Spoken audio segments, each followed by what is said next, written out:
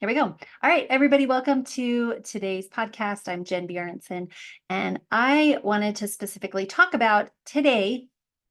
I got a comment on my social media, and there was actually a question, and the question was, "What's wrong with me? I'm messed up. I'm broken. What's going on with me? Because I'm screwed up in the head, and how do I fix it?" And my answer, I said, was probably surprising to them. Instead of saying how to fix it, the answer actually was, "You're not broken. You're not messed up. You're not screwed up in the head." And I know it feels like that.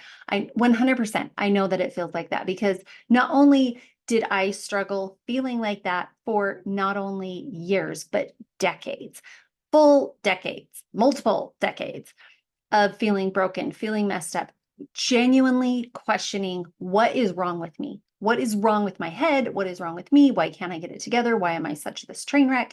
Like, what's wrong?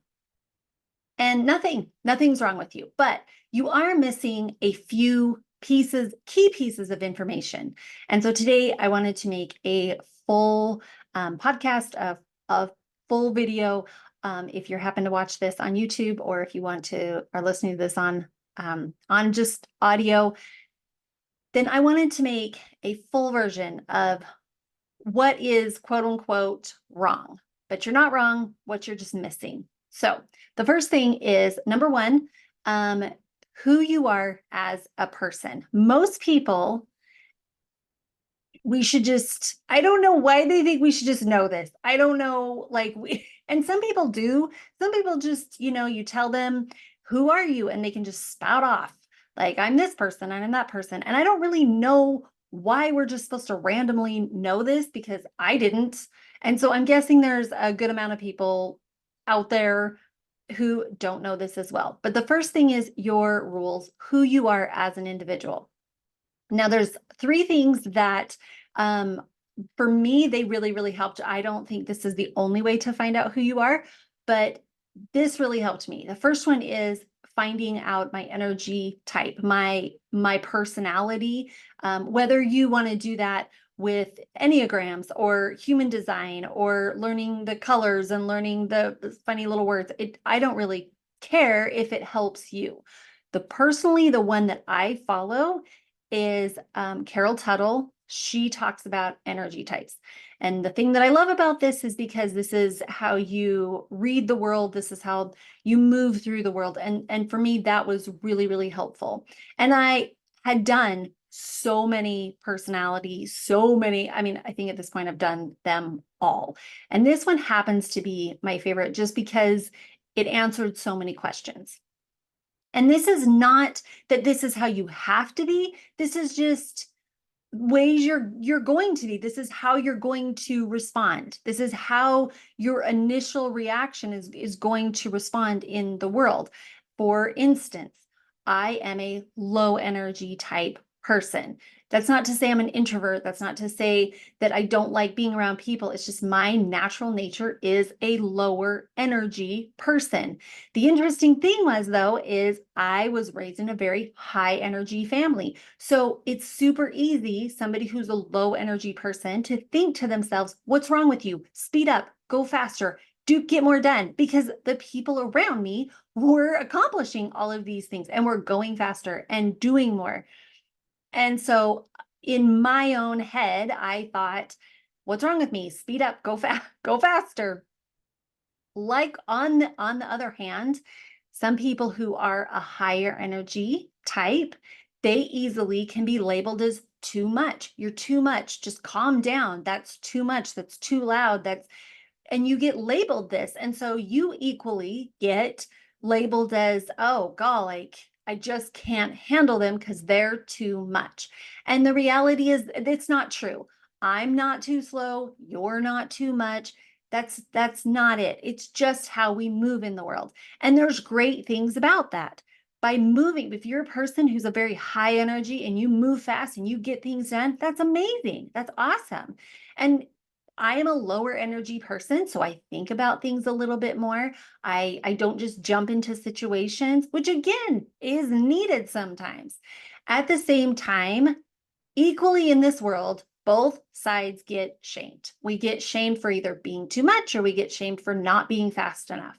And so understanding who you are as a person, whether you want to learn your energy type or your personality, understanding these things gives you the permission to say, this is who I am, and it's okay. It's okay. Like, I have value in this world, and it's not necessarily being high energy, or it's not necessarily being slow. I get things done fast. That's a gift to the world.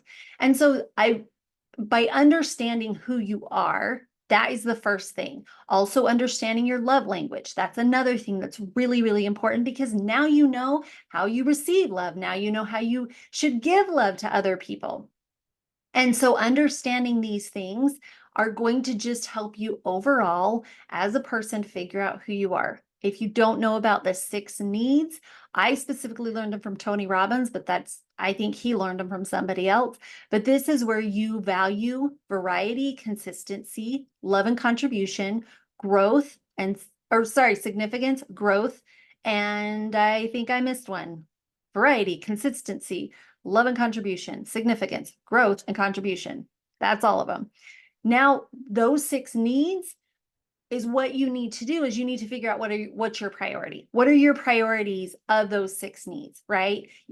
Like, we need all 6 of them, and it's important to have all 6 of them, but maybe significance is more important to you. Maybe you need to feel more important, and that's not something you really got.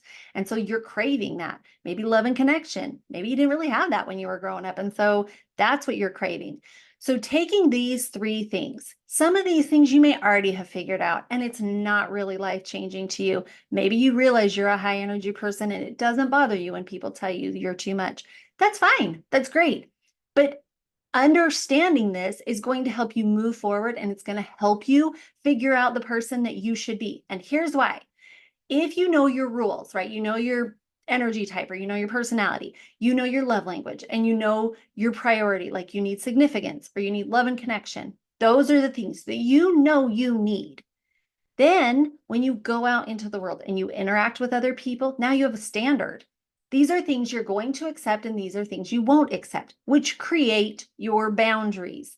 So now when you're interacting with people and they behave in a certain way, you know what? That's not for me. It's okay if you want to do that. Go for it, right? We love the art of allowing. If we know about that, like, just let them be who they want to be. Go live your best life. But that's not what I want to surround myself with. And that's okay. That's all right. It's not a bad thing, because now you're creating your standards and you're creating your boundaries, and you don't have to apologize for that, because that's just not what you want in your life. And it's really allowing yourself to figure out what you want in your life and what you don't want in your life. Okay, that's the first one. The second one is knowing your purpose, understanding what brings you to life, what it is that just sets your heart on fire, that makes you wake up every day and be so excited about waking up, about being on this earth. And what is it that you can only do the way that you do it? Now, you may be sitting there thinking, I got nothing. I mean, I have nothing. That's not true. Every single person has a unique set of skills that they can truly contribute to this world. And it's something that only you can do the way that you do it. I don't care if it's, interior decorating and you think, oh, there's so many other people better at that. Nope, that's not true, because you can only do it the way that you do it. And so that's why it's so important. So understanding and starting to dive into what is it that just sets your heart on fire? What is it that makes you so excited about life? Now, if this is something you're kind of an old, let's just say you're, in your 20s, 30s, 40s, and you have nothing, you have genuinely nothing, and you can't think of one thing that sets your heart on fire. Let me tell you the 3 reasons as to why this is. Number 1, it's very unlikely, but it's possible that you haven't tried enough things. Again, unlikely if you're like 30s, 40s, you probably tried some stuff. You probably tried sewing at one point, and you probably tried like kayaking, like you've tried some stuff. If that's the case and you've tried things, then it's more likely that the second or the third one is you. The second one is while you were doing the thing that you loved to do or that you were starting to get interested in, right? Let's just stick with sewing. I don't know why, but we're going to stick with sewing. You start with sewing and somebody comes in and starts making fun of you for it. Like, that's ridiculous. Oh my gosh, you're going to sew. Oh, that's so lame. Okay. So here's something that you were starting to gain a little spark, and maybe you were really good at it. Like, it just kind of clicked for you, but somebody shamed you. Somebody made you feel embarrassed about it. And because of that, you got to thinking, oh, this is stupid. I'm not going to try this anymore. That's right. That, like, I don't want to be embarrassed by this. So I'm not going to do this anymore. And the third thing is, again, while you were trying to do the thing that you wanted to do, then you got a belief system, like you got a story. We're going to talk about this a little bit later if this doesn't make a whole lot of sense, but you got some type of belief that for some reason other people can do this thing, but you can't. Other people are allowed to do sewing, do kayaking, do boxing, do you name it, write a book, like anything, but that's ridiculous for you. You'll never be able to accomplish that. So why even try? So those are the three things. And I'll bet somewhere in there, it's very, very likely like either you have a story that you can't do it for some reason, or you were embarrassed. You were ashamed for it. So those are the three things. All right. So the first one is learn your rules, learn who you are, learn all the stuff about you to figure out how you move in this world, how you want to connect with people, how you want to, what type of life that you want. That's the first thing. The second thing is learning your purpose, learning your passion. Everybody has one. It's just figuring it out. The third thing is, I've kind of touched on it a little bit, but this is where you have had events, you have had stories, you have had things in your life. Okay. And when they happened, it switched your thinking, it switched your pathways, it switched the way you looked at the world. And now you look at life in a completely different way. You look at it as unsafe. You look at it as, I'm not enough. I'm not smart enough. I'm not tall enough. I'm not pretty enough. I'm not short enough. I'm not something enough. Okay. You start looking at the world as in a different way. And basically, you create stories, and they're lies because they're not true, but you create these stories, you create these lies about how the world looks through these specific stories. And again, they're not true. For instance, let's just stick with the whole, like, you're trying some new thing, you get embarrassed by it, right? Let's say you're in school and you started drawing and some kid was, just being a jerk, and they embarrassed you in front of the whole class. And so now, you don't want to do art again, or you don't want to draw again, or whatever it is that you were doing, right? And so you've created a story that, number one, you can't do that thing. Number two, if you do it, it's going to be embarrassing because somebody's going to make fun of you. Now, that's not true in your adult state. Was it true when you were in that class and that kid was a jerk? And, of course that was true, but it's not true now. It's not true in your adult form. Okay. That's the difference. We create these stories, we create these meanings, we create these lies, and we go through life thinking they're true because we experienced something in a very, very small time. Like when we were really little, we experienced them and they felt so true. And at the time, at that very small moment in time, they were true.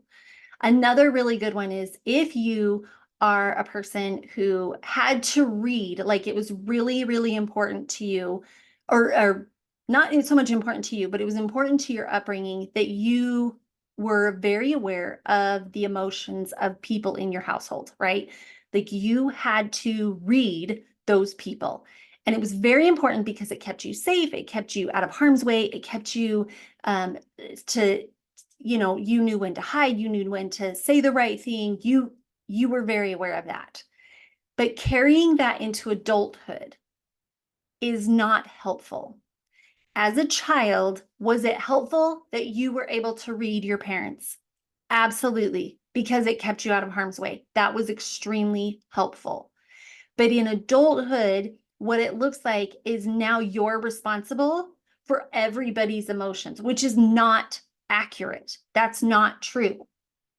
And so I get it. In childhood, that was very, very true. That was very helpful. It kept you safe. In adulthood, now it's going to hold you back because you're constantly reading everybody's emotions. You're constantly like, this person might be mad at me. I'm in charge of fixing it. That's not true. That's not true at all. You're not responsible for anybody else's emotions. If somebody's mad at you, they're responsible to come and talk to you. Now, yes, we can be kind and we can say, oh my gosh, that was not my intention. How do we work this out? Absolutely. You don't need to just be a stickler and be like, that's not my responsibility. That's all on you. Of course not. Of course not. We're not going to do that. However, if you have one person who's upset at you and they go to everybody else in the friend group, or they go to everybody else in the family and they're like, oh, she did this. And they go to this person, oh, she did that. And they go to the next person, oh, she did that. And they go to the next person, oh, she did that. But never actually come talk to you. What are you to do about that? Because is what that's saying is that person and you both have this belief that you are responsible to make other people feel better. It's not her responsibility to make sure she's okay. It's your responsibility to make sure she's okay. And that's an unrealistic belief. That's not how the world works. We are in charge of ourselves. And so as a child, did you have that belief? Was it helpful? Absolutely. Was it even possibly necessary? Yes. It doesn't make it a bad thing. You didn't know anything less as a child. You didn't understand. You didn't understand that that wasn't your responsibility. Not to mention your parents probably put it on you. And so the reality is, as you take these stories, as you take these lies, as you take these habits into adulthood and further on in your life, we are now seeing with very, very small goggles about the way life should be, and it's just not accurate. And so when you put these together, if let's just say hypothetically, you really don't know who you are, you don't know what it is that you love, you don't have a purpose, you do have it, but you don't know what it is.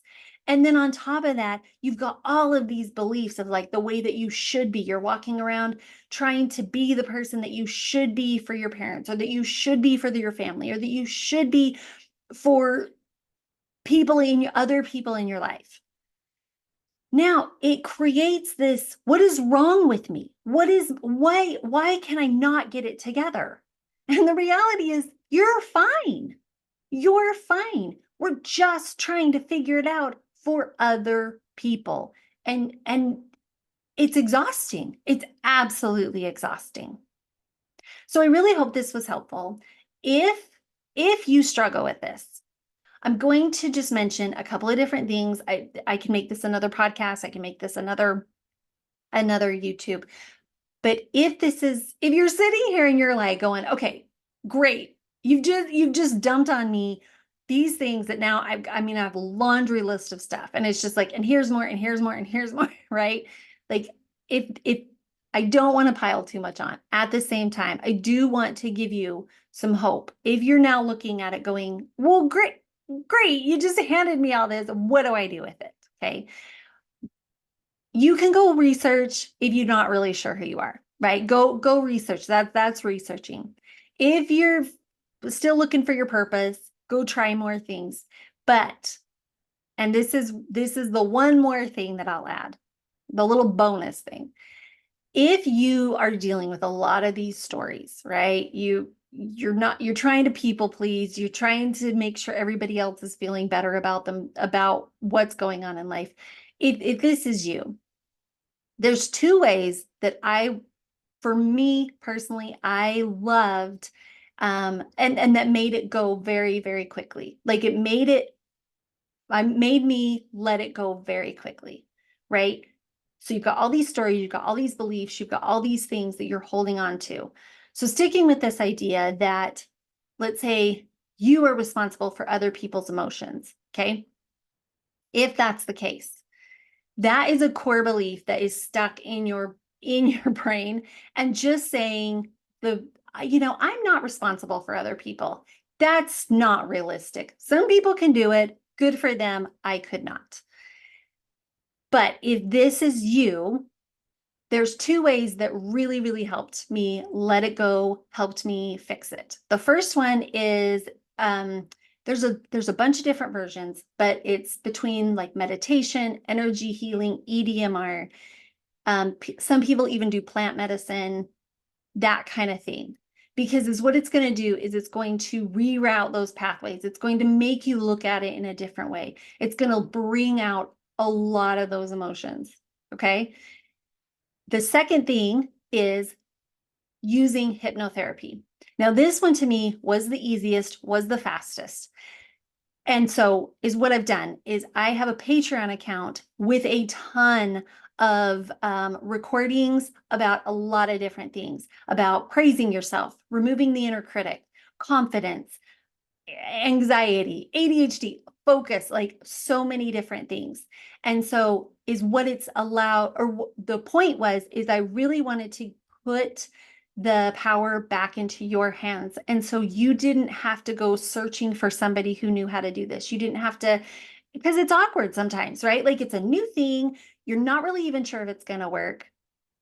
And so if you want to try it, you can go on my YouTube and I have just a couple.